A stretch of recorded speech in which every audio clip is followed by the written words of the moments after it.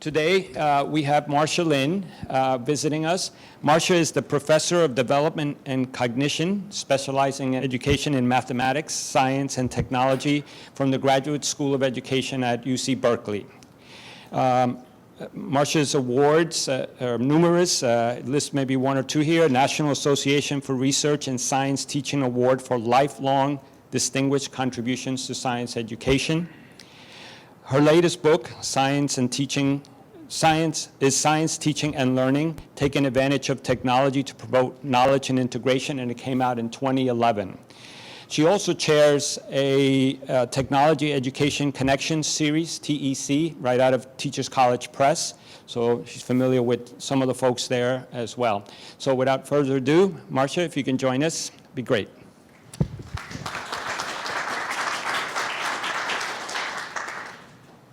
Well, thank you very much. It's really a pleasure to be here, and I'm excited to hear your ideas as well as tell you some of mine with regard to how we can really take advantage of innovations in online education to improve our courses. Probably you all have a lot of good examples of ways that online tools have been used to make your courses worse.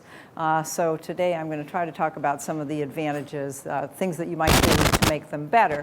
And my background is research, so I'm really going to be trying to emphasize the iterative refinement process, some of the things that we've learned by trying things and having them either succeed or fail. I started in this field a long time ago. I got one of the first grants from Apple to have Apple II computers, trying to see how to use those. You know, definitely not much power there. It was kind of exciting. We connected temperature probes to the computers and did experiments. And the probes were pretty inaccurate, so you could get pretty fantastic blips and things that students, of course, wanted to interpret and explain, which was very exciting. And right away, soon after we started that, the Apple II GS came out and started me on this path of what I call try and trash. You know, you try it out, and luckily a new technology comes along and you can redefine what it is that you're doing, building on what you thought was working or what you have evidence that was working, and adding things that are new that you think might be more effective. And I think that's really the story of my career, is that, you know, I try things out, some of them succeed and a lot of them fail, and the things that bubble up to the top are the ones that we've been reusing and refining. And I think this is the way it's good for you to think about the courses that you teach or the designs that you're making. How many people here are actually teaching a course using some kind of online tools? Okay. And how many people are designers, mainly designing materials to use online tools? About half and half. Okay. I really like interactive interactions, so I encourage you to ask questions at any time. I won't be offended, and I may get off on a tangent, but that might be better. We never know. In 1988, I actually became head of our instructional technology program at Berkeley, which was a kind of an interesting experience. This was the first time that we were thinking about actually trying to promote the use of technology in education on campus. And I was very fortunate because we had many faculty that had already figured out really good things. So I basically described my job as find a miracle and take credit for it. And so I brought in all sorts of people that were doing really great things and I introduced them to the rest of the campus. And then I also got basically graduate student instructors who were involved in helping faculty make technology effective in their courses together. And I guess in retrospect, it's obvious what would have happened, but what was fascinating is that each group of GSIs had one technology that was being used in physics or something else that was being used in biology or something else that was being used in English. And what they did is they wanted to use each other's. And so they were actually an agent of change for the faculty because they'd come and say, well, you know, why can't we do this technology because they're doing it in physics or whatever. And it actually resulted in a lot bigger implementation of what were good things and quite a few courses that ended up being built to be online. So we've been building on that at Berkeley. And one of the things that has really turned out to be exciting over this period of time is really to take advantage of new visualizations that are possible as a result of technology. How many people use visualizations in their courses, simulations or visualizations? A few. And one of the things that we've found, and I'm going to talk a little about that, is how difficult these are to use, actually. You know, sometimes they don't make sense, or there's a lot of complexity in the visualization that the students can't understand, but you, as a faculty member, might be using them all the time, so they make perfect sense to you. So one of the challenges is really, how do you help people use these kinds of materials so that they can learn from them, as you might already be finding ways to use them in your own work. And one that I thought we might explore today is this net logo visualization for climate change. I've worked with faculty at Berkeley as well as high school and middle school teachers to try to improve the effectiveness of students' understanding of climate change. It's a very complex system. This is a simplified model. And on the other hand, it's a help to introduce the various factors that contribute to climate change to students. These are the kinds of materials that we hope students in these courses will learn to interpret. And I think this figure gives you a sense of just how complicated climate change data and climate change reasoning really is. These are 3 different indicators of global surface temperature. And as you can see, they're each having somewhat different measures, although they do track each other over time. And obviously, one of the challenges is that because you have multiple ways of estimating the same information, it's easy for there to be doubt. And of course, the media have done a good job of convincing us that, you know, scientists don't really know the answer, so maybe there isn't anything that's actually changing with the climate. And if you have 3 different indicators that don't come up with the same number, that's another good way to say, well, look, you know, they don't really know. And so to me, this means that it's a very important topic for us to help students understand, and it's really interesting to think about how we help them sort out the various messages that they're encountering, as well as the various ideas that they have. One of the emerging frameworks that has developed from our research is what we call knowledge integration. And basically, this is a very straightforward concept where we're really thinking that a goal of our courses, and I think a goal of most people's courses, is to help students become more coherent in their ability to explain a phenomenon. And climate change is a really good example of one that's confusing, because if you ask kids to make predictions or you elicit their ideas, you get a really large number, often held by the same student, and frequently contradictory within an individual.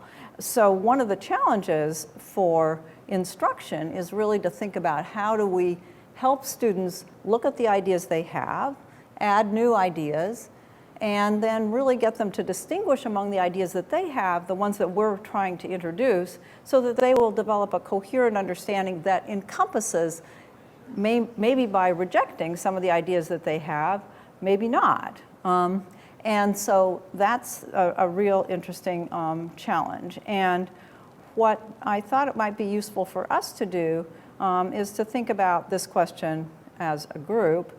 What does cause global climate change or global warming? And specifically, if you were going to interview people, either that you teach or younger students, what do you think they might say? I mean, this is the sort of information that we have to cope with as we design courses. So I'd like you to find a partner somewhere in the room that you'll be able to talk to and discuss with them, maybe you two can get together here, what you think people might say if they were asked to explain the causes of global climate change or global warming.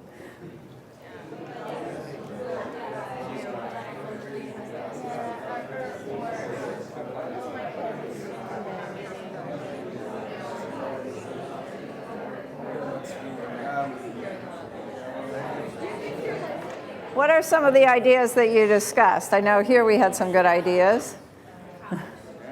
Some MOOC students would probably have very detailed answers as to what exactly causes pollution. Maybe 5 out of 40,000 would list very long posts about it.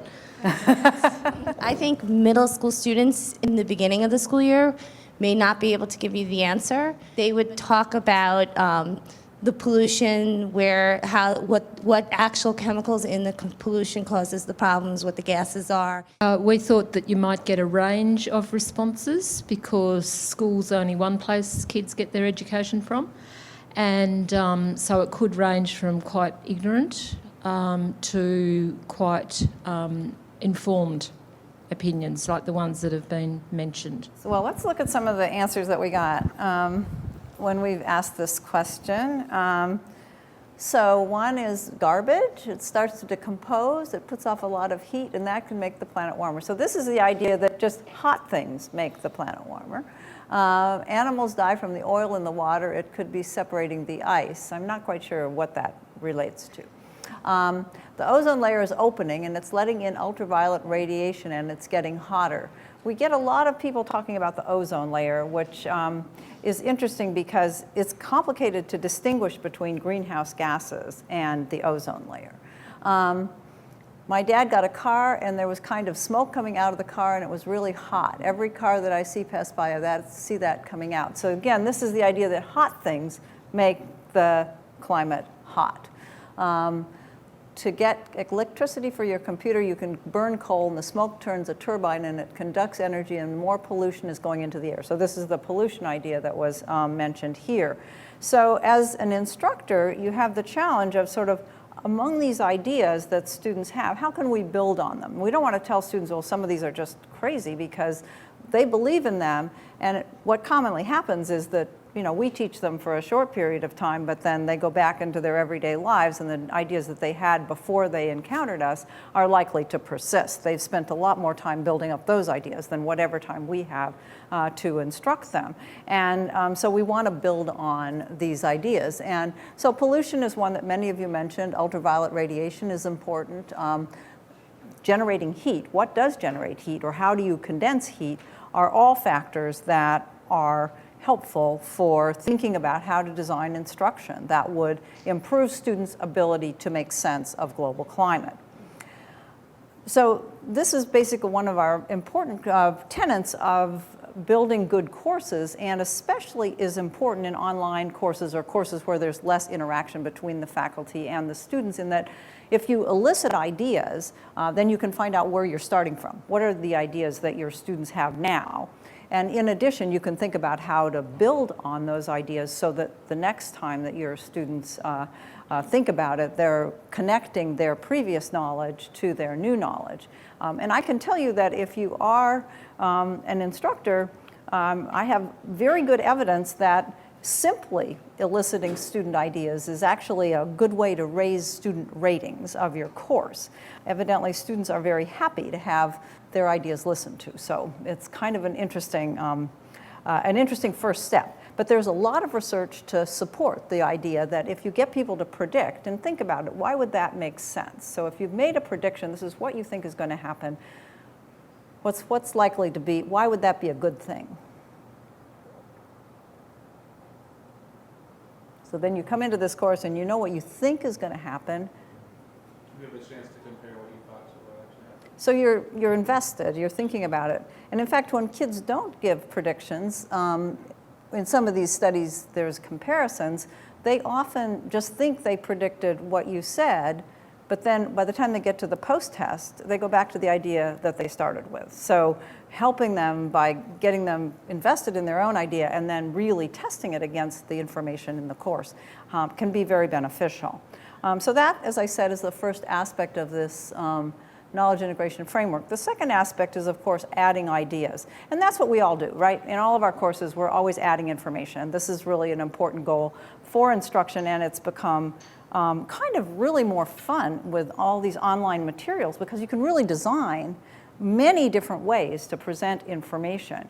In fact, I really think that these online sites that MOOCs and other environments that support instructional materials, all the various learning management systems, is that kind of we're reinventing the textbook and the syllabus, putting them together and customizing them for ourselves. And of course, the other thing is if they're online, it's much easier to change than if you are doing it, you're using a textbook. You can change your syllabus, but you're sort of often stuck with a textbook, or you get a new one and it doesn't really do what you want either, or you write your own. And let me tell you, that's really a lot of fun because I've done it, but it's 5 years later before you're able to use it. One of the learning environments that we've been working on is this web-based inquiry science environment. And it's similar to many environments in that it gathers student information, it logs it, we can do data mining, we can keep track of student comments. In fact, we can follow students from 6th grade through college if they take courses in the system, and that's turned out to be very, very interesting with regard to whether they remember anything that you taught them. It has embedded assessments, we can add visualizations, hints, et cetera, and we're constantly building new tools, and I'll talk about a few of them today, but I do encourage you to look at WISE. It's wise.berkeley.edu. All of the activities are free and open source. WISE is used in our computer science department at Berkeley for a basically lab-based course. So students in this course come to the lab to do their activities. There are some video lectures delivered by WISE, and Dan Garcia, who's one of the instructors, gives live lectures because he loves to give live lectures, and actually he's a fabulous lecturer. The other instructors don't give lectures. They aren't nearly as enthused. So at any rate, the system works for both pre-college and college students. Getting back to the global climate issue, I mentioned that we've built this visualization to help students understand what's going on with the accumulation of greenhouse gases and how that contributes to the changing temperature of the climate. This just gives you a sense of what's going on in the visualization. So as you can see, we have energy coming in from the sun in the form of radiation, and these are these sort of yellow arrows. And then two things can happen. That energy from the sun can hit the surface of the earth and be reflected back, still a yellow arrow. Or it could be transformed into heat energy by being absorbed by the surface of the earth, and then it might be conducted around and eventually transformed into IR, or radiation, and released back into the atmosphere. And this is where greenhouse gases come in, is that when the radiation encounters the greenhouse gases, interesting things happen.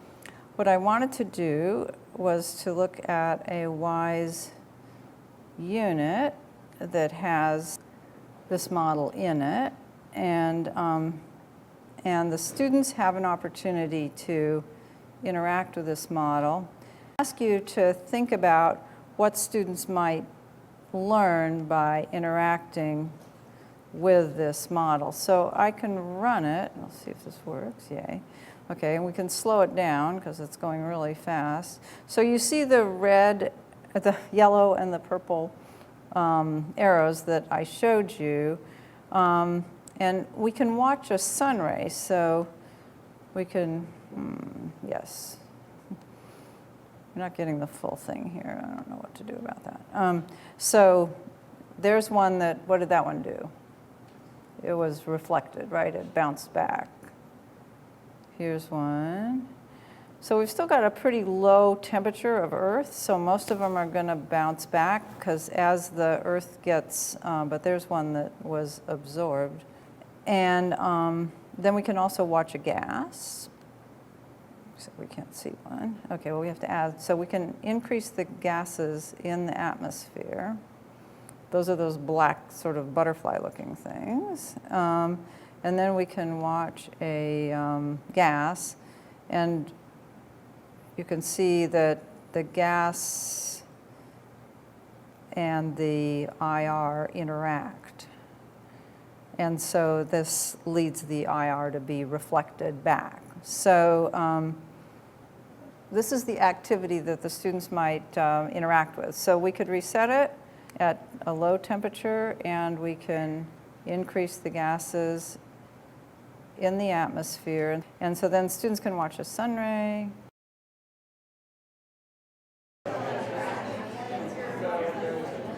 This is dynamic versus a textbook picture, which is very similar to. And so the kid can click on things and watch things change.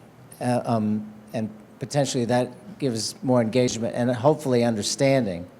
I would say the graph, when you change, the student changes inputs and that affects the graph, it gives one kind of insight.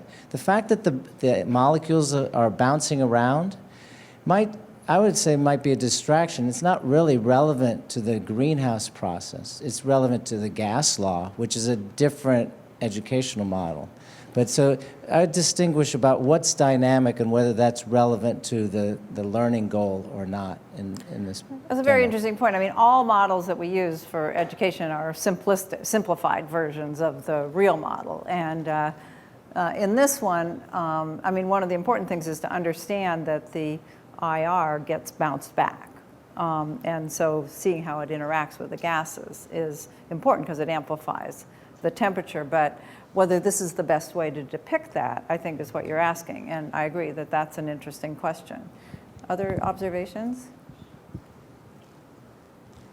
You want to? Sure. I was just thinking it'd be nice to know the implications of what's going on to students' real lives, so they see how this interaction between the gas and the IR, or I don't really know what's going on actually, but they see how that might affect their lives and what that means for them. So they have more of an emotional connection to the scenario and they're more inclined to try to understand it. Yeah, and so this is a whole activity, and one of the models that students explore is the effect of eating meat versus being a vegetarian on, essentially the whole climate. And obviously that's also a simplification, but of course none of them predict initially. In all the classes we've been in, very, very few people predict that it would matter to become a vegetarian as far as the climate is concerned. But of course, it does matter. And I was saying here that the other thing that's fascinating to me is how many students think that littering is directly contributing to climate change. They've been told so often that they shouldn't litter that they just are sure that anything bad is probably contributing to climate change. I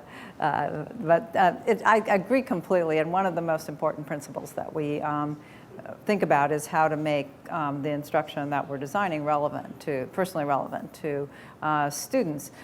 These materials are commonly used in earth science or environmental science courses, and really bringing it home to the individual is very important. Another activity that kids do is estimate, the amount of greenhouse gases that would be produced when their parents drive them to school versus walking to school, and then adjusting the model to see the implications for the planet. So of course this is, there's many simplifications here with what's going on. Other comments or suggestions? I have a quick question. Do you have data of how long people spend with this model and whether it changes whether they're middle schooler, high schooler, or college? So they use a variety of models. Another one that they do is albedo, changing the amount of albedo on the Earth. So that would be, albedo is just the reflectivity of the surface of the Earth. And basically across all the models, they spend a lot of time because they explore like 5 different models and then try to put it all together into, so we're just looking at adding greenhouse gases. But if you combine this with changing albedo and other factors that contribute to climate change, it just gets more and more complicated. So we try to build it up because it's too difficult to pay attention to all those things at the beginning.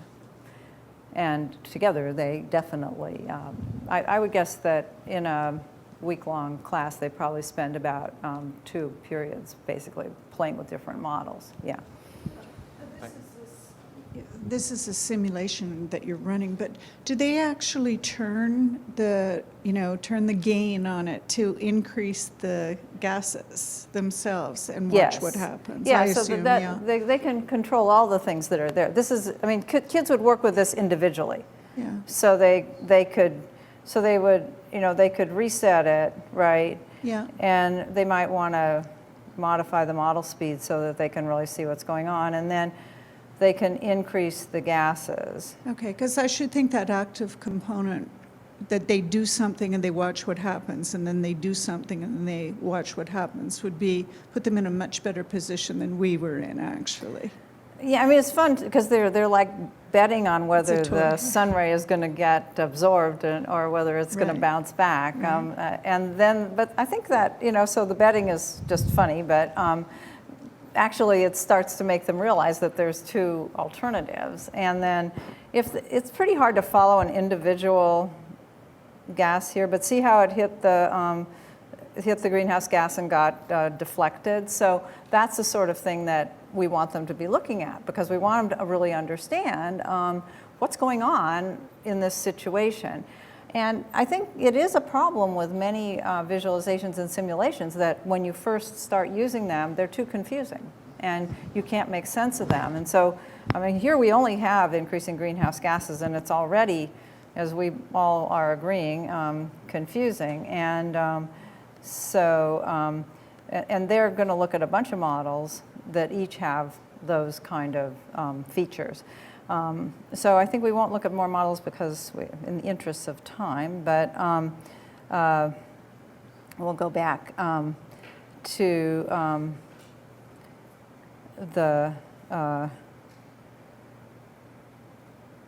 let's just trying to think if so these are just some screenshots of what kids watch. And so in summary, we've found that visualizations are particularly helpful for things that you can't see or that take place over a really long period of time or are vast or are really fast. And all of those things can be explored more meaningfully with a visualization or a simulation. It isn't the case that just designing one is easy. It turns out that they've gone through many iterations before they make it into WISE projects, and there's about 20 WISE projects on our website. It's wise.berkeley.edu if you'd like to look at them. And we've come up with a series of recommendations concerning how to guide students through these visualizations that help them, help you think about it. I mean, they're inevitably trade-offs, because if you put more variables in, it's more realistic, and you might feel more personally invested if you could be changing the number of factories or, increasing the amount of pollution and that sort of thing. But on the other hand, if you start looking at all those variables at the same time, eventually you just get lost. You don't have any idea what caused what. So that's a problem.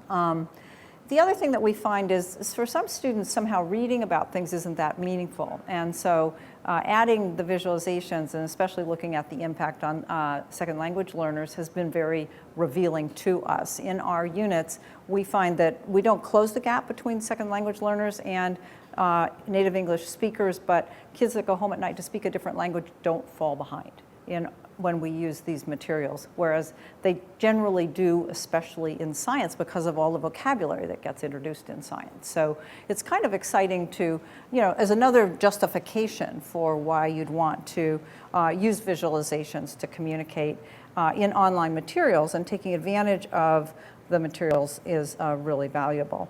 We have a lot of data showing the benefits of these kinds of activities, but back to thinking about knowledge integration, the really big challenge, so now we've introduced some good ideas, but you remember those ideas that the students started with, that if you just have a lot of exhaust, you'll heat up the planet.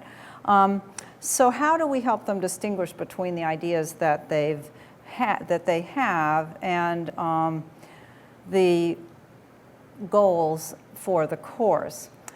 To me, I think this is the hardest challenge in designing good instruction. I think we commonly neglect it. We present the new view and hope that students will figure out why the new view is better than the one that they started with.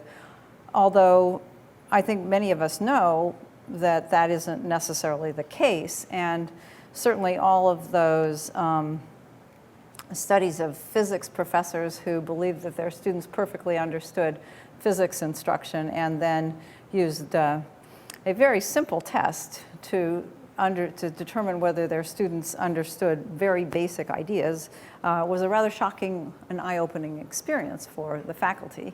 And at Berkeley, we've done this in a number of different courses where, often I think instructors don't look at the exams very closely, and they don't necessarily know how well their students are doing in general. The other thing is that if you wait a couple of weeks and then go back and see how your students are doing, it can be quite disheartening. So focusing on distinguishing ideas is, in my mind, really important because it's actually what you need to be able to do all your life. I mean, you're always going to be encountering, especially in the area of global climate change, new ideas that aren't the same as the ones that you hold. And in fact, just listen to Fox News. You can find out a lot of reasons why the climate isn't changing at all. And so you need to be able to think about this information for yourself and distinguish new ideas from the ones that you encounter, both those that are persuasive messages and those that are helping you understand the situation. But on the other hand, really thinking of how to do that is difficult. And a real ton of literature and of research in psychology and education has definitely demonstrated to us that a very good way to help students understand and distinguish ideas is to ask them to actually explain something in their own words and construct an argument. That is, make a claim and provide evidence to support their point of view. So we have been working on writing essay questions that encourage students to distinguish their ideas. And one of the challenges with this is that once you ask students to respond to a question like this, burning coal to produce electricity has increased carbon dioxide in the atmosphere. What effect could the increased amount of carbon dioxide have on our planet? So this is basically explain global climate change, right? Is that if you're an instructor and you don't have the opportunity to give feedback to the students after they write such an essay, then if their essay isn't very good or isn't good at all, there isn't, it's a lot of effort to improve. So here's an example. Burning coal would produce carbon dioxide, which become greenhouse gases, which would break parts of the ozone layer. This is a relatively common response. This is confusing greenhouse gases with the ozone layer. And actually, I think many people are confused about the relationship between greenhouse gases and the ozone layer. But in this case, students, instead of really providing evidence for what's going on with the greenhouse gases, they just tacked on another idea that they thought would kind of be a cute idea to throw in. And I actually asked one of our scientists on campus, well, how do you separate, how do you get people to distinguish the ozone layer from the greenhouse gas accumulation? They're both important, but they have completely different phenomenon. And the first answer I got was, well, I just cover those in completely different parts of my course. And I said, yeah, right, okay, that doesn't help. You're definitely not focusing on distinguishing ideas in that way. And then, she said, well, but they're just so unrelated. And I said, well, yeah, but so if you wanted to relate them, what would you do? And then, so then she started saying, well, we got the stratosphere and the atmosphere, and they're different layers of the Earth, of our whole system, and so they're not interacting with each other. And I said, well, that's helpful. Actually, I'm not sure if it would be really helpful for kids, but we're definitely trying to introduce that. But what we've also been doing is developing automated guidance systems. So we use a knowledge integration scoring rubric to grade students when they write essays. So they get more points if they make a coherent argument, and they get more points if they add several ideas to their argument. And it turns out that we're using C-Rater, which is a tool developed at ETS, to actually score these essays. And we can have about 80% agreement with a human rater for scoring student essays. So then the challenge becomes, okay, suppose we can score them, what kind of guidance should we give? What should we say? Should we say, oh, that's wrong, not the ozone layer, get rid of that? We can be sure that if we told them that, they'd just take those words out. So, what do you think? What would you do if you were an instructor and you encountered this? What kind of guidance would you give? ideas? Yeah. Ask them to identify the one sort of really spurious argument that they're making. Okay. Say there's a spurious argument here. Get rid of it. Okay. What's another idea? If you were a faculty member and you encountered these kinds of answers, what would you do? So why are you using automated grading instead of having faculty members grade? Well, a typical faculty member at Berkeley might be teaching 300 students, so it's unlikely that they'd be able to give feedback to all 300 students. Pre-college instructors often have 30 or 40 students per class in 5 or 6 classes. So we have about 20 to 30 of these essays in a week-long science unit for both high school and middle school. And we do encourage the instructors to grade as much as they can, but they definitely appreciate having some things that are graded by the computer. Do they use like data and any analytics combined with, like how do they use analytics? So the ETS system is a latent semantic analysis based kind of system, but it's actually closer to a sort of bag of words kind of little bit of word contingency analysis. And they're getting better and better, which we're excited about.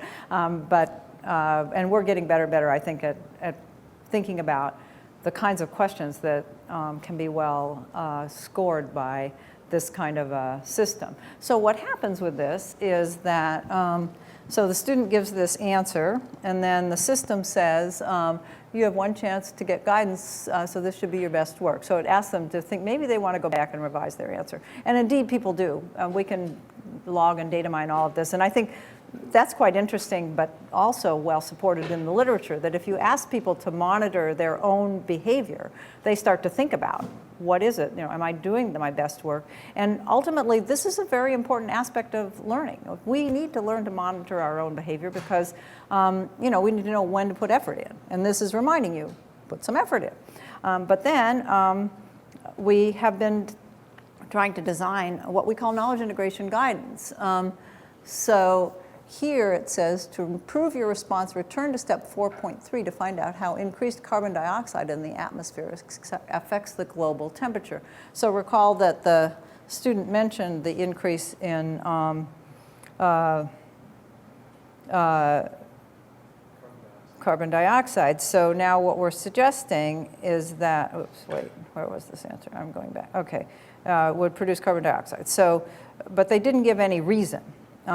So the instruction says go back, and then they actually go back to a similar model to the one that we were looking at earlier. And then they revise their answer. Burning coal has increased the amount of carbon dioxide. Carbon dioxide can increase the temperature of the climate. So it's not really a very extensive elaboration, but it is an elaboration. Here's another example.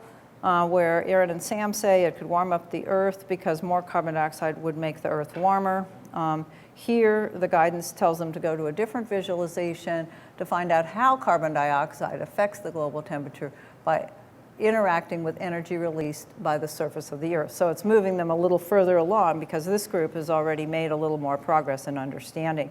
They go back to a different visualization, more similar to the one that you just looked at. And actually, this group writes, carbon dioxide is a greenhouse gas, and greenhouse gases make the Earth warmer. They make the Earth warmer because they keep the infrared radiation in the atmosphere, which heats up the Earth. So fairly sophisticated explanation. In thinking about the kind of evidence, the kind of guidance that succeeds, we've compared many different forms of guidance.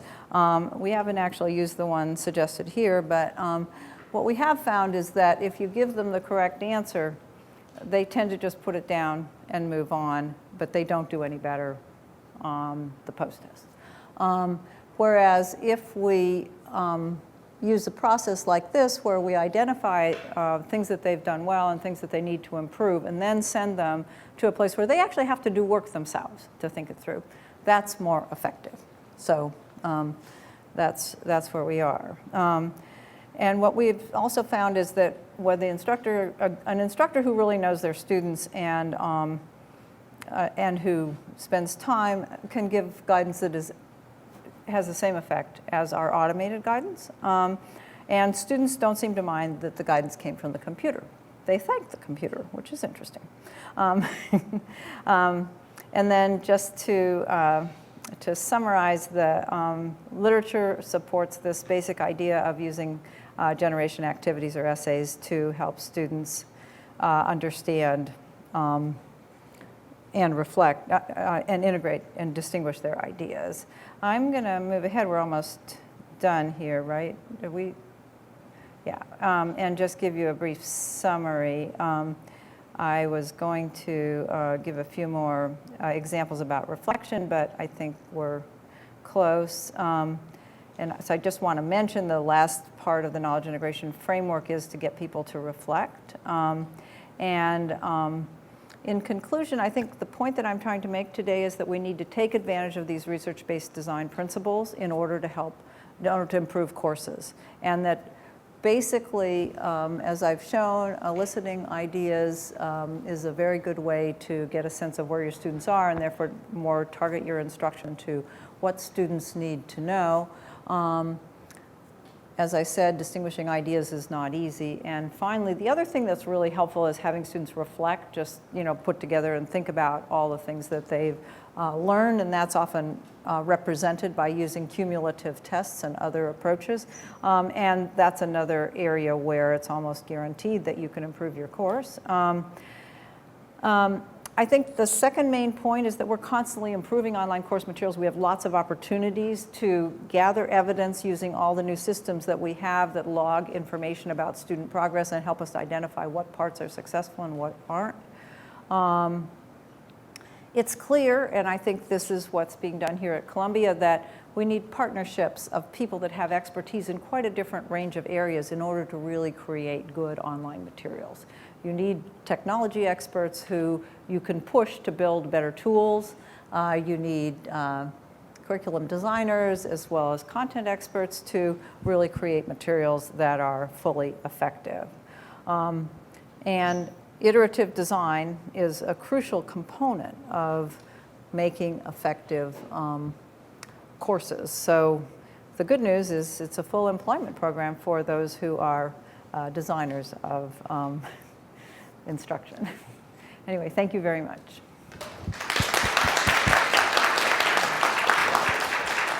We can take a few questions I'd for love to. 5 minutes or so. Sure. Can you comment about the trends over time, predict the future about costs and resources? And I think Berkeley had something like a couple dozen of these simulations, for example. Obviously, it's very expensive if the whole university only has 20 of them, and maybe for the whole system we might need hundreds or thousands of them. Is the cost going down, technology and our ability to do it? Is crowdsourcing or different organizational models going to make these things cheaper and easier to come by, or is it just going to be an investment we're going to have to make? That's a really interesting question. I mean, the way that we've been designing courses where you grab your textbook and you create your syllabus, and when you're going to teach the course again, you change a couple of readings, is very low effort for redesign of courses. When you start really instrumenting the course and using indicators of progress at regular intervals and determining what aspects of your course are successful, then of course you discover that there's a lot of things that you could make better. And I think the best example, I mean, the Open University goes through like 10 iterations before they put any course out for public use, and their courses are really successful. And when we first started building MOOCs in the US, we put them up much more quickly without as much trial and refinement or user testing as they did, and people started to notice, oh wow, their courses are very successful and ours aren't. They spend $1 million to build a course. But on the other hand, each small increment, each small thing that you do, I think, can make a course better. So it's more the commitment to use evidence from student work or from testing alternative ways to communicate information that will ultimately lead to better and better courses. And I think that the whole idea of converting your course to a MOOC, where you have to start thinking about, what really do I want to put into what aspect of the course, just allows you to think about, well, what are the goals of my course? What is this all necessary? Do I have the things in here that I want to have? Am I using research-based design principles to run my course? Am I really encouraging distinguishing ideas, for example? My experience is that a lot of times that's the thing that really isn't represented in the course, that there's no real activity for the student to think about, well, I had these ideas and now I have these, and how do these fit together? Which ones are really the most valid and useful? And I actually think it's really hard to design those activities well. Another example that I had is a concept mapping tool where instead of writing it, you actually link icons to show energy transfer and energy transformation in order to explain global climate change or photosynthesis. And those, again, we can automatically score, and we can show that students make tremendous progress when they engage in that kind of an activity because they're putting their ideas down and they're wrong. And then they're getting guidance again to go back and look at the material that they've been studying and study it more carefully. The other thing I think that happens under those circumstances is, we've all seen the student who's underlined their textbook in 4 colors and still doesn't understand the material. When you're forced to go back to what you've studied before, but you have a specific goal, I want to make sure that I'm linking these icons correctly, or that I've explained that this is an energy transfer and this is an energy transformation. They're 2 different things. It targets your learning. So I think the real winners in this situation are going to be the learners, because it's motivating us by gathering more information and thinking more carefully about the design of courses to really address the places where students fall apart or can't continue to succeed. The lab-based course that I told you about in computer science, not only do their results show that students learn more over the course of the unit, but they actually were able to add another week and a half of instruction because they covered the material more rapidly, and they had fewer dropouts because they were catching students who were falling behind each week instead of at the end of the midterm, by which time, if you're really far behind, it's hard to catch up in computer science. So that's been a good one, yeah. One struggle that MOOCs have is determining how successful they are. And so people have been looking at enrollment or absolute enrollment numbers or completion rates. But I think one of the best ways might be having some sort of pre-test and post-test to see the value added of that course. But it's really hard to find any research on that. And I was thinking, is eliciting ideas that you mentioned could that play kind of the role of a pre-test and then use those ideas that students generate at the beginning of learning as a measure of how successful that course was? Well, I think not only is that a really good idea for getting at course success, but it also would allow all of the testing to be a learning event. So if you elicit ideas, you're getting like a pretest level of understanding, but it's actually a learning experience. It's very important for the student to know what their ideas are, as well as for the instructor. And then if at the end you use reflection questions where you're asking students to reflect and explain what they think they learned in the course, then it's a test, but it's actually really for the student as well as for the instructor. Because if you're forced to write and explain how burning coal is affecting the environment, then you're actually putting together all the information that you learned in the course and linking it into an argument. And so it's valuable for the student and the instructor. The other thing that I think is interesting about MOOCs is people often dive in and cover, use 3 weeks of instruction or even 2 weeks and, then leave because they're just there to get information that they see as a gap in their own understanding.